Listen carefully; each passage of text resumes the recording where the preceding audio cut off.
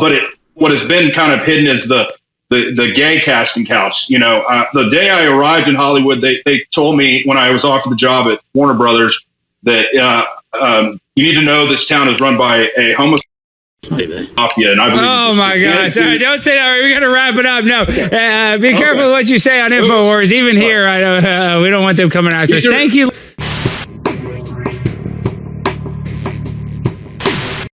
Thomas Massie is at it again on the House floor. He's naming names of co-conspirators in the Epstein files, of powerful billionaires. He's naming names on the floor of the House. And the reason why he's doing it on the floor of the House and not on a news show is because on the floor of the House, nobody can sue you for whatever you say on the floor of the House. So he doesn't want any problem. So he's going to do it on camera on the floor of the House. And let's listen. He's dropping names. Chair recognizes the gentleman from Kentucky, Mr. Massie, for 5 minutes. Thank you, Madam Speaker. Congress created the Department of Justice. Congress funds the Department of Justice, and Congress is responsible for the oversight of the Department of Justice. When will we see justice? I'll tell you what I've not seen. I've not seen any arrests from the revelations in the Epstein files, over 3 million documents describing horrible things, describing unspeakable things, so much of it redacted. Over 24 people have resigned, CEOs, members of government worldwide. But I haven't seen any arrests or investigations here in the United States from this Department of Justice. Prince Andrew, Duke of York, who has since been stripped of his royal titles due to his affiliation with Jeffrey Epstein, has been arrested. Peter Mandelson, who previously served as UK's ambassador to the United States, resigned in disgrace from United Kingdom's House of Lords and the Labour Party, and he's been arrested. Former Prime Minister of Norway, Torbjorn Jagland, has been charged. But we don't see any charges, arrests, or investigations in the United States. What do we see? We see our FBI director celebrating in the locker room at the Olympics overseas. It's fine to be proud of this country, but we should be proud of this country because we have a system of justice that works. And yet we do not. Who are the men that should be investigated? I'll name them right here. Leon Black. You don't even have to see past the redactions to see that this man needs to be investigated. Jess Staley, accused of terrible things. It's right there in the files. Why is he not being investigated? And Leslie Wexner, why did the FBI list him as a co-conspirator in their own documents in a child sex trafficking case, and then tell him, according to him, that they had no questions for him? Why is that? Well, the Epstein Files Transparency Act requires the DOJ and the FBI to disclose to us their internal memos and emails about how they made those decisions, whether to prosecute or not prosecute. Yet they have not delivered those memos. And we still don't have the memos and documents and emails from 2008 to explain why Jeffrey Epstein was given such a light sentence in what would have been an open and shut case of child sex trafficking, which allowed him to go back and recommit these terrible crimes, create hundreds of more victims, and ensnare so many other people in his conspiracy. Where are those documents that describe those decisions? We need justice. We want the Department of Justice to get to work, and that's what they need to do now. Now, notice that Thomas Massie doesn't focus on the distracting list of celebrities who do not have a role in politics or finance. He stays on topic with the people who do have a role in politics and finance, and that is what makes him a threat. And so do you want to know who these people are that he just named? So he just named Leon Black. He's an American billionaire, private equity investor. He co-founded Apollo Global Management in 1990, serving as its CEO and chairman until stepping down in 2021 amid scrutiny over his ties to Epstein. Apollo is one of the world's largest alternative asset managers. Black is also known for his former role as chairman of the Museum of Modern Art, from which he also resigned in 2021. Black is prominently featured in the Epstein files due to his close financial and personal relationship with Epstein. No kidding. Key points from reports and documents. Leon Black paid Epstein approximately $150 to $170 million between 2012 and 2017. This is after Epstein was convicted in 2008 for trafficking an underage. So he paid him this $158 and $170 million for purported tax estate planning, financial advice, and art-related services. Really? You pay somebody $170 million for estate planning? You pay what? These payments were usually large and have been scrutinized in investigations. For example, by Apollo's board-commissioned Deckert report, Senate Finance Committee probes, and media like the New York Times. So a lot of people looking into him.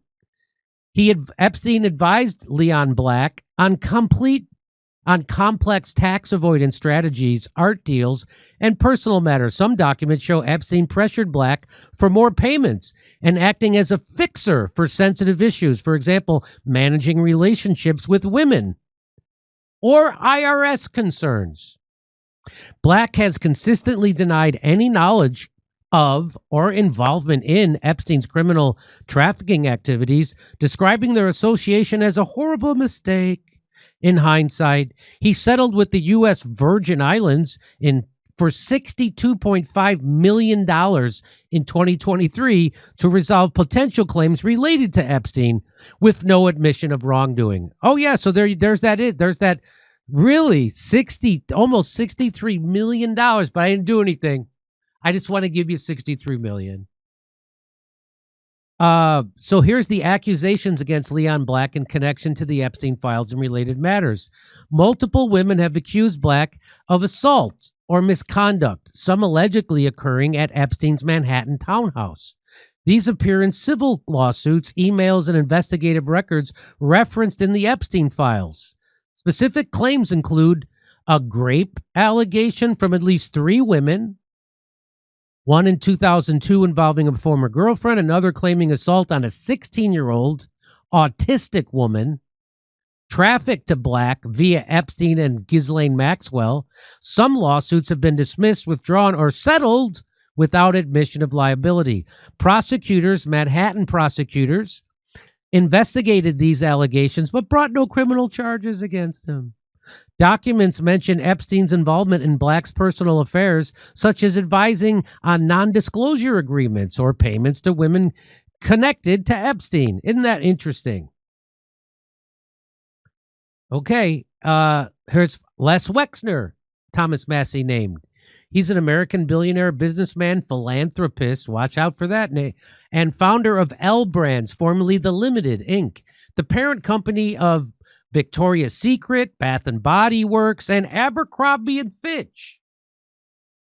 He built a massive fortune through retail, peaking as one of the wealthiest individuals in the United States with a net worth estimated in the billions. Wexner is also known for making significant donations to Ohio State University and the Wexner Foundation, which supports Jewish leadership programs. He is based in New Albany, Ohio, where he developed a large planned community. No kidding. Look at that guy. Can you imagine having to be the woman who got trafficked to that guy? Can you imagine seeing him next to you with a glass of champagne? Are you ready for the evening of roofies and regret?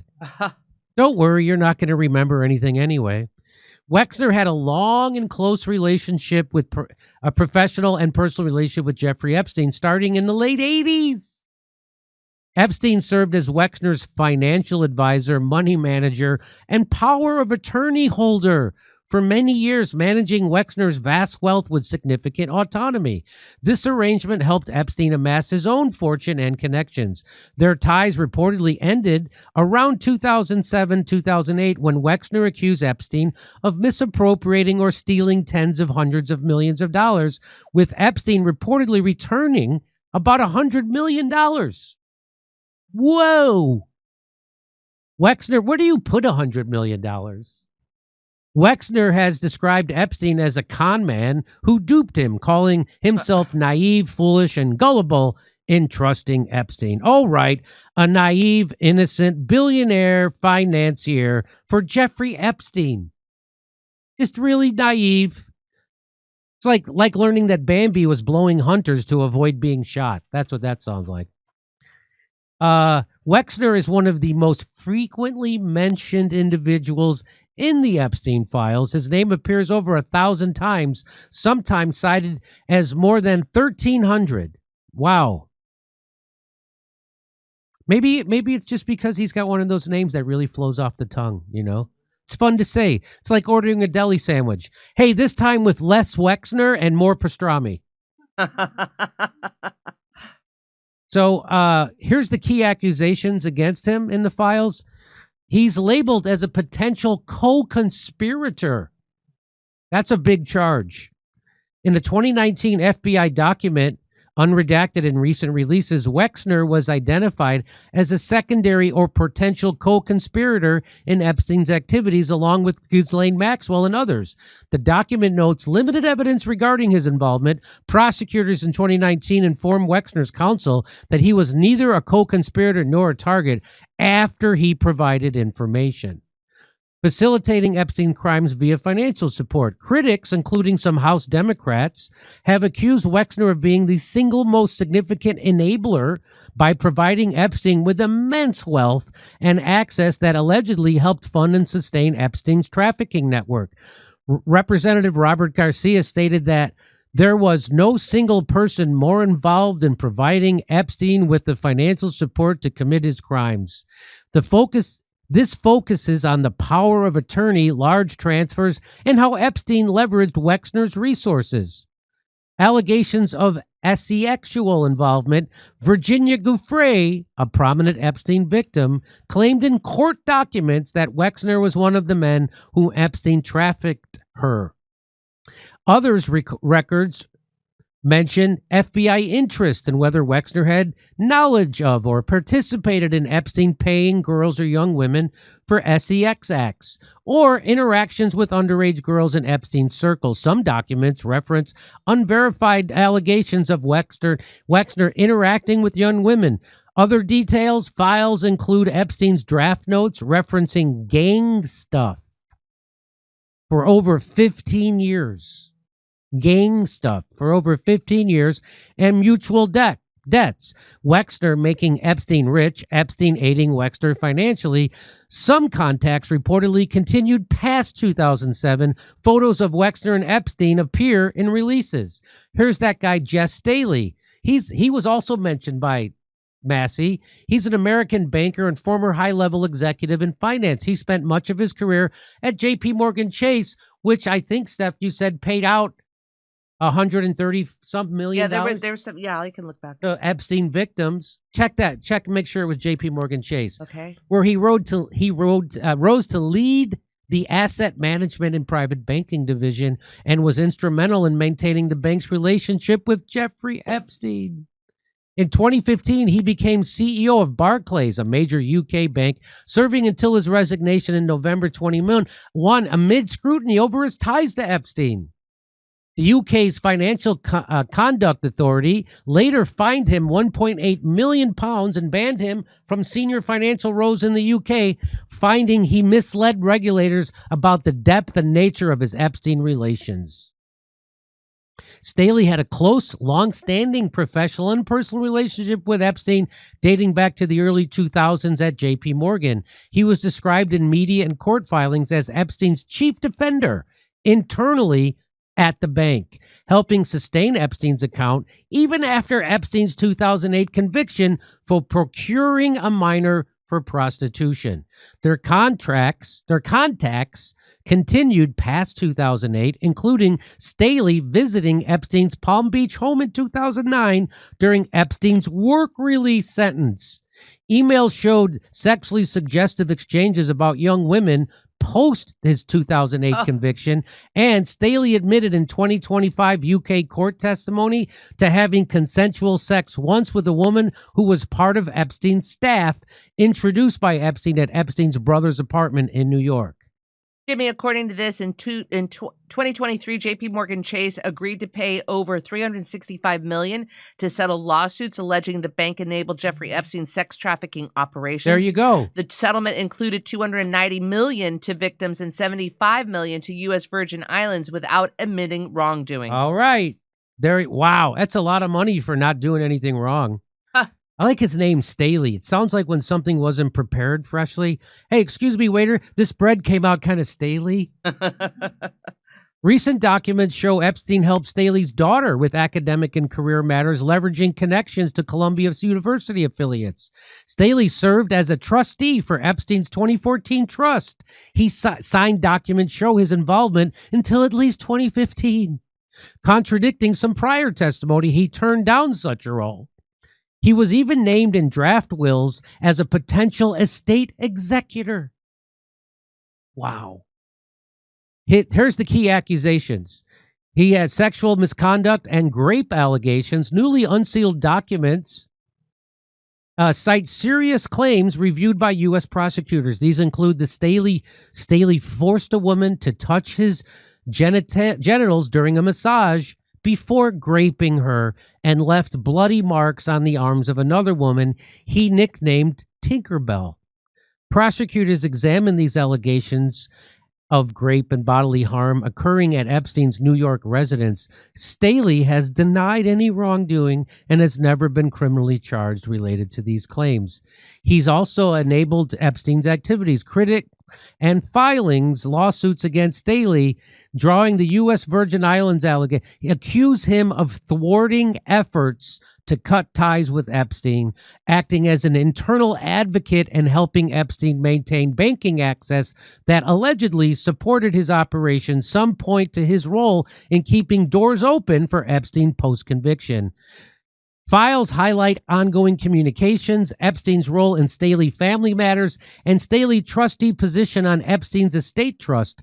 Politicians like Massey have called for the Department of Justice investigation into Staley alongside figures like Leon Black and Les Wexner, citing accusations in the files as warranting scrutiny. I can't believe they still call them the Virgin Islands. I mean, you might be a virgin when you get there, but come on, am I right? So good on Thomas Massey, naming names, calling out the oligarchs. That's what we wanted the Department of Justice to do, and we have to rely on Thomas Massey to do it. So, again, to the people who say that the accusations, the people making accusations are all fabulists and they're making it up and this is a moral panic, why would J.P. Morgan pay a couple of $100 million to the victims if nothing happened? Why would the two, Jeffrey Epstein's accountant and his lawyer, pay $35 million themselves personally to the victims? Why would this all, again, it's just, some people are having a hard time with reality. But anyway, I have jokes about this, and if you'd like to hear them, come see me in San Antonio, Albuquerque, Houston, Dallas, Salt Lake City. We'll be at the Comedy Store in Los Angeles, also in Las Vegas, Tulsa, and Oklahoma City. Go to jimmydore.com for a link for tickets. Over to Steph. Thank you. Cart pusher Rick, I wrote a song about the kind of people who would fall for his Owens propaganda, inspired by Jimmy and Kurt. I have it linked. Thank you. I'll share it with the team. Thank you, Cart Pusher.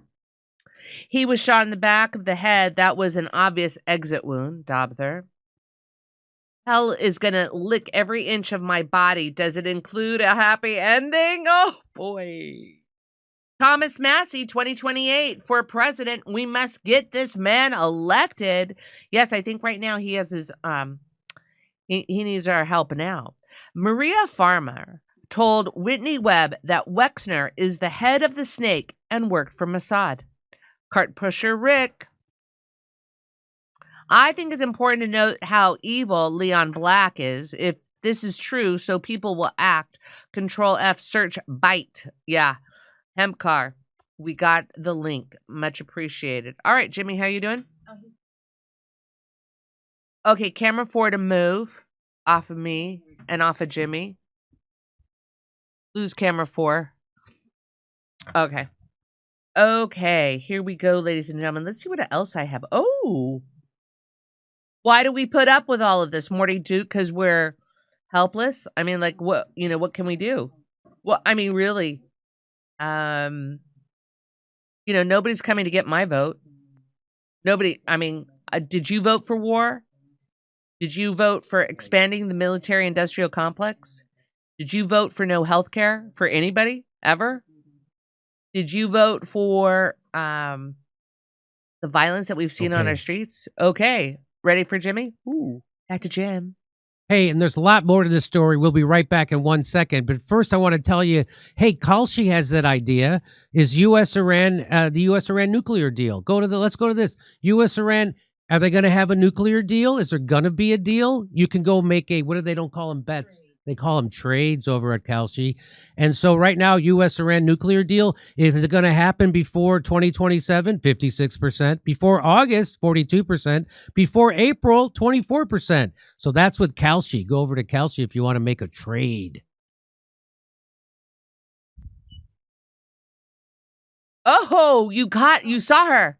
You saw her. Hold standby. No, don't worry. I'm all done. Oh, yeah. I'm all done. Yeah.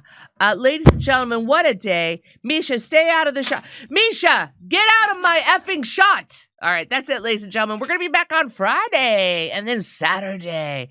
Ladies and gentlemen, remember, be nice to your honeypot. See you Friday.